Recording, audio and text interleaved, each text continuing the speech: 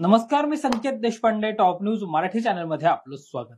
राज्यात विधानसभा निवडणुकीच्या पार्श्वभूमीवर सगळेच पक्ष मोर्चेबांधणी करताना पाहायला मिळत आहेत. सगळ्याच पक्षांकडून आपापल्या मतदारसंघांचा ज्या सिटिंग एमएलए असणाऱ्या जागा आहेत त्या जागांचा आढावा घेतला जातोय. असं असताना काही नेते जे आहेत ते दुसऱ्या पक्षातल्या नेत्यांना जाऊन भेटतानाही आपल्याला मोठ्या प्रमाणावर पाहायला मिळत आहेत. जसं की काही दिवसांपूर्वीच जुन्नरचे माजी आमदार शरद सोनावणे यांनी जयंत पाटील असतील किंवा शरद पवार यांची भेट घेतली होती आणि त्यानंतर आज पुन्हा एकदा राज्याच्या राजकारणामध्ये मोठी घडामोड घडल्याचं पाहायला मिळालं.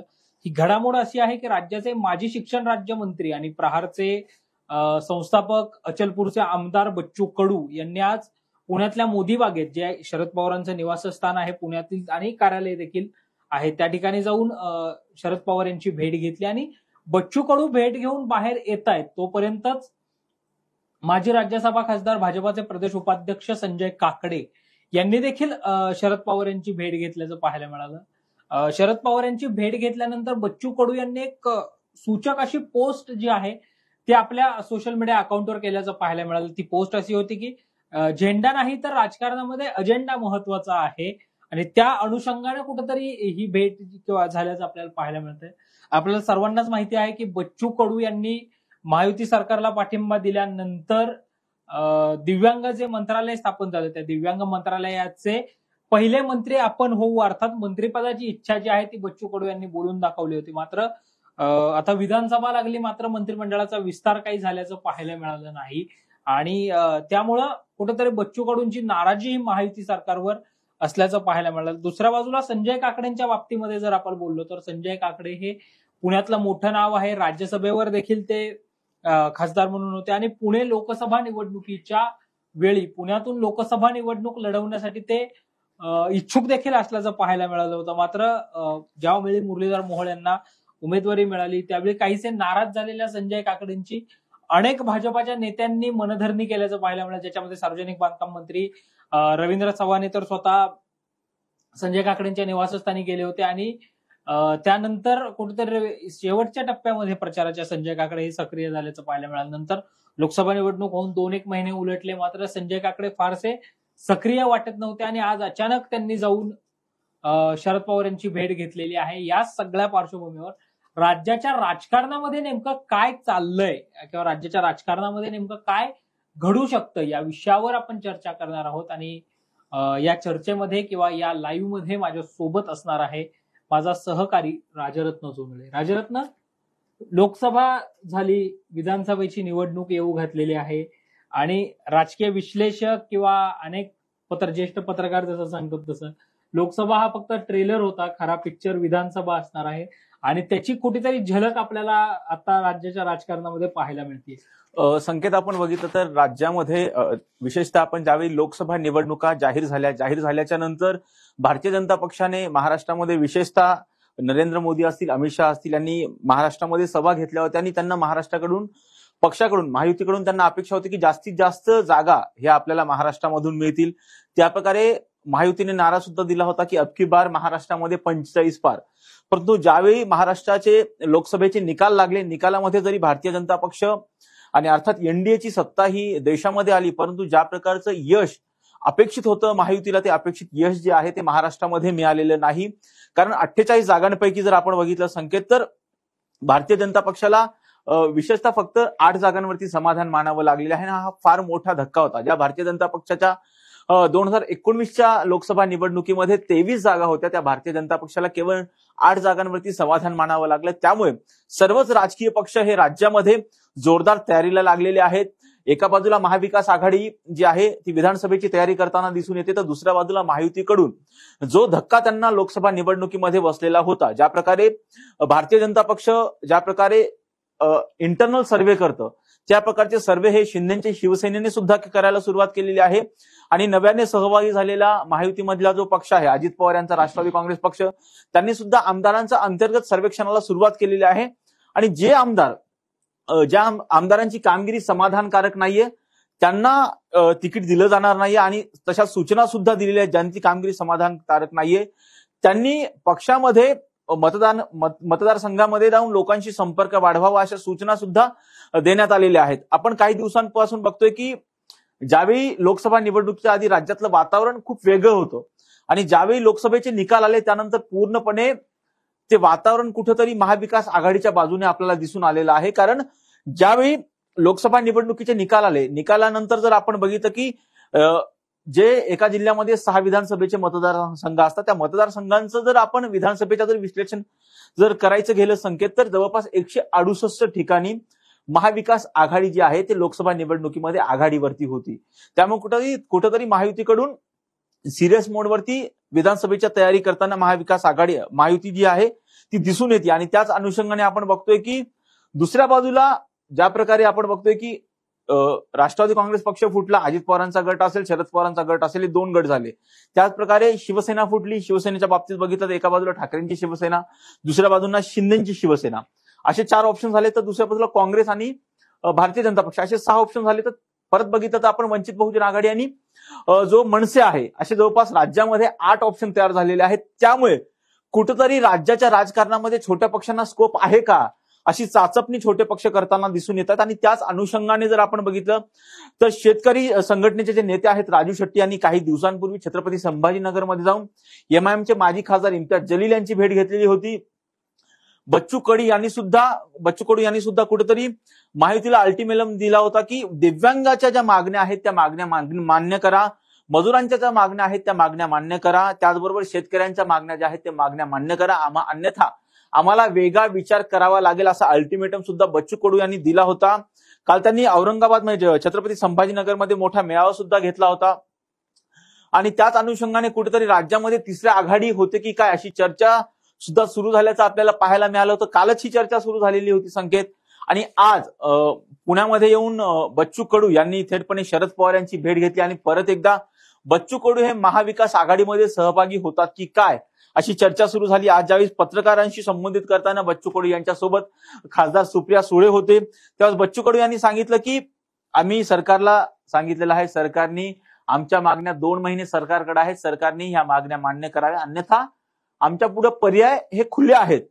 त्यावेळेस सुप्रिया सुळे यांना सुद्धा विचारण्यात आलं की बच्चू कडू तुमच्या सोबत आले तर तुम्ही समाधानी आहात का? त्यांनी सांगितलं की आमच्याकडे चांगल्या लोकांना स्थान आहे, असं सूचक विधान त्यांनी केलं. त्यामुळे कुठेतरी बच्चू कडू यांना महाविकास आघाडीमध्ये आणण्याचा प्रयत्न सध्या केला जातोय का अशी सध्या चर्चा ही सुरू झालेली आहे. आणि दुसऱ्या बाजूला जर इम्तियाज जलील असतील, स्वाभिमानी शेतकरी संघटनेचे नेते राजू शेट्टी हे तिसरी आघाडी स्थापन करतात की महाविकास आघाडीमध्ये यांना आणण्यामध्ये, विशेषतः बच्चू कडू असतील किंवा दुसऱ्या बाजूला आपण खासदार राजू शेट्टी यांना आणण्यात कुठे शरद पवारांना यश येतं का हे सुद्धा पाहणं महत्वाचं आहे. कारण ज्यावेळी शरद पवारांचा पक्ष फुटला त्यानंतर शरद पवारांनी मोठ्या उमेदीने पक्षाची बांधणी केली आणि महाराष्ट्रामध्ये लोकसभा निवडणुकीमध्ये त्यांच्या पक्षाच्या 8 खासदार निवडून आलेले आहे संकेत. त्यामुळे कुठेतरी परत एकदा राज्यामध्ये तिसऱ्या आघाडीचा प्रयोग होतो काय हे सुद्धा याच्या सुद्धा चर्चा सुरू झालेल्या आहेत. दुसऱ्या बाजूला आपण बघितलं तर एका बाजूला बच्चू कडू यांनी भेट घेतली तर दुसऱ्या बाजूला भाजपाचे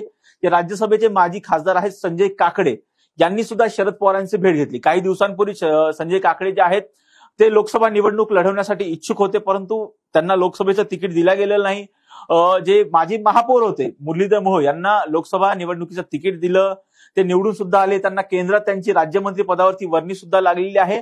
आणि त्याच अनुषंगाने जर आपण बघितलं तर संजय काकडे यांच्या भेटीला महत्व प्राप्त झालेलं आहे.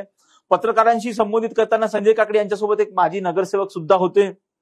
त्यांनी सांगितलं की माझ्या एका मित्राचं काम होतं आणि शरद पवार आणि माझे 40 वर्षापासूनचे जुने संबंध आहेत आणि त्याच अनुषंगाने ही भेट होती. परंतु ही भेट खरंच ही व्यक्तिगत भेट होती की राजकीय भेट होती या आगामी काळामध्ये कळणारच आहे. कारण आज भेटींचा सिलसिला जो आहे तो आपल्याला पाहायला मिळालेला आहे. त्याच अनुषंगाने आज वंचित बहुजन आघाडीचे माजी शहर अध्यक्ष असणारे जे कुरेशी आहेत त्यांनी सुद्धा शरद पवारांची भेट घेतली. त्यामुळे काहीतरी पुण्यामध्ये काहीतरी घडतंय असं दिसतंय. राज्याच्या राजकारणामध्ये लवकरच काहीतरी नवीन चित्र पुढे येते का, नवीन आघाडी पुढे येते का, की परत हीच महाविकास आघाडी परत एकदा महायुतीच्या पुढे वेगळा पर्याय उभा करताना दिसून येतं का हे सुद्धा पाहणं महत्वाचं ठरणार आहे. कारण ज्या प्रकारे कुठेतरी महाविकास आघाडीला मरगळ आलेली होती लोकसभा निवडणुकीच्या नंतर, ती मरगळ दूर करण्यामध्ये कुठेतरी महाविकास आघाडीला यश आलेलं आपल्याला दिसून येते. आणि आगामी निवडणुकीमध्ये खरंच शरद पवार कोणता नवीन प्रयोग करतात हे सुद्धा पाहणं महत्वाचं असणार आहे संकेत.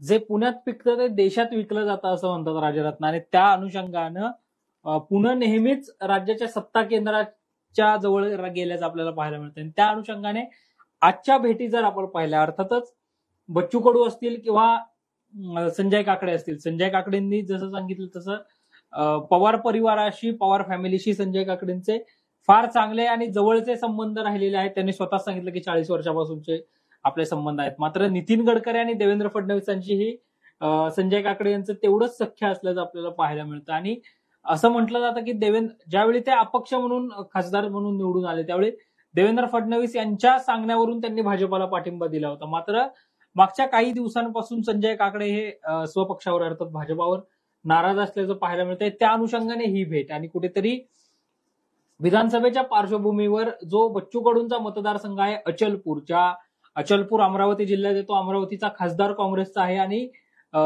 ज्या यशोमती ठाकूर आहेत त्यांनी त्या ठिकाणी अमरावती जिल्ह्यातले सगळे विधानसभेचे मतदारसंघ आपण जिंकू अशी कुठेतरी गर्जना केल्यानंतरच्या या भेटी कसं पाहता येईल या भेटींकडे? नक्कीच संकेत, आपण बघतोय की जर अमरावतीमध्ये बघितलं, अमरावतीमध्ये बच्चू कडू यांच्या पक्षाने जे आहे ते जे बच्चू कडूंनी एक उमेदवार दिला होता बुब नावाचा, त्यांनी जी निवडणूक लढवली, त्या निवडणूक लढवल्यामुळे कुठेतरी मोठा फटका जो नवनीत राणा यांना बसला आणि नवनीत राणा यांचा पराभव झाल्याचं आपल्याला दिसून आलं. त्यामुळे कुठेतरी नवनीत राणा आता भारतीय जनता पक्षामध्ये प्रवेश करून त्यांनी निवडणूक लढवली होती. त्यामुळे कुठेतरी भारतीय जनता पक्षाच्या विरोधात बच्चू कडू यांनी भूमिका घेतल्याचं आपल्याला दिसून आलेलं होतं. आणि दुसऱ्या बाजूला नवनीत राणा यांनी कुठेतरी बच्चू कडू यांना धडा शिकवण्याच्या उद्देशाने, नवनीत राणा असतील किंवा त्यांचे पती असतील रवी राणा यांनी सुद्धा कुठेतरी बच्चू कडू यांना धडा शिकवण्याचं ठरवलेलं आहे. त्यामुळे आम्ही भारतीय जनता पक्ष अमरावतीच्या सर्वच्या सर्व जागा लढेल असं कुठेतरी त्यांनी विधान केलेलं आहे. एका बाजूला आपण बघतोय की ही भेट, एका बाजूला बच्चू कडू यांनी ज्या प्रकारे उद्धव ठाकरे यांचं सरकार कोसळल्याच्या नंतर, उद्धव ठाकरेंच्या सरकारमध्ये विशेषतः बच्चू कडू हे मंत्री होते, राज्यमंत्री होते. सरकार कोसळल्याच्या नंतर त्यांना कसल्याही प्रकारचं मंत्रीपद देण्यात आलेलं नाही. दिव्यांग मंत्रालय स्थापन केलं, पण दिव्यांग मंत्रालयाचा कुठेतरी कारभार हा बच्चू कडू यांच्याकडे देण्यात येईल असं वाटत होतं, परंतु तो तसं काहीही झालेलं नाही. आणि ज्या प्रकारे बच्चू कडू यांनी नवनीत राणा यांच्या विरोधात भूमिका घेतलेली होती, त्यामुळे कुठेतरी महायुती, अर्थात महायुतीमधला जो पक्ष आहे भारतीय जनता पक्ष, तो बच्चू कडू यांना विधानसभा निवडणुकीमध्ये मदत करेल का, हा खूप मोठं प्रश्नचिन्ह असणार आहे.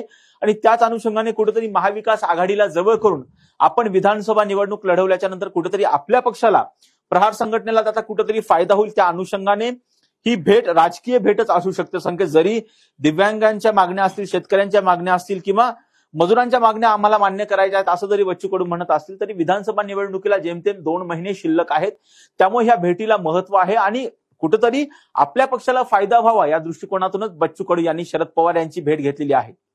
राजरत्न, प्रहारचे आता 2 आमदार महाराष्ट्रामध्ये असल्याचं पाहायला मिळतं. एक स्वतः बच्चू कडू आहेत, दुसरे राजकुमार पटेल आहेत. प्रहार म्हणून निवडणुकीच्या रिंगणामध्ये बच्चू कडू तयारी करताना आपल्याला त्या अँगलने पाहायलाही मिळतात. 1 सप्टेंबरला आपण पुढचा निर्णय जाहीर करू असं बच्चू कडू यांनी म्हटलेलं आहे. एकंदरीतच बच्चू कडू महायुतीमधून बाहेर पडू शकतात का, आणि जर बाहेर पडले तर मविया सोबत जातील का?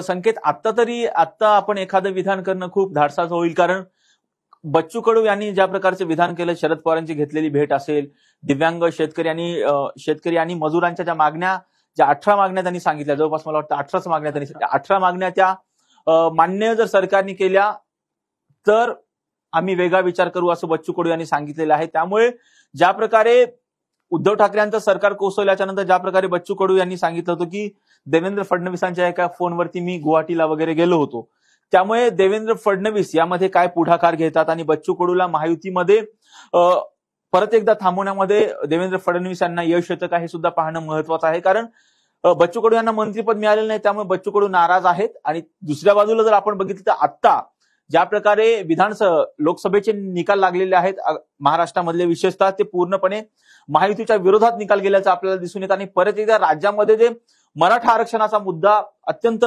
तीव्रतेने पेटलेला आहे, त्याचा कुठेतरी फटका हा महायुतीला बसलेला आहे. त्यामुळे बच्चू कडू यांचं जाणं हे महायुतीला खूप मोठं धोक्यात घालणारं असेल. त्यामुळे कुठेतरी महायुतीकडून बच्चू कडू यांना थांबवण्याचे प्रयत्न केले जाऊ शकतात. बच्चू कडू यांच्या ज्या मागण्या आहेत त्या कुठेतरी बच्चू कडू यांच्या मागण्या मान्य केल्या जाऊ शकतात, किंवा बच्चू कडू यांना समजून सांगितलं जाऊ शकतं की काही दिवस थांबा, आपण मागण्या मान्य करू, किंवा बच्चू कडू यांच्या पुढे वेगळा ऑप्शन्स ठेवला जाऊ शकतो. त्यामुळे सध्या तरी हे विधान करणं धाडसाचं असू शकतं की बच्चू कडू हे महाविकास आघाडीत जातील.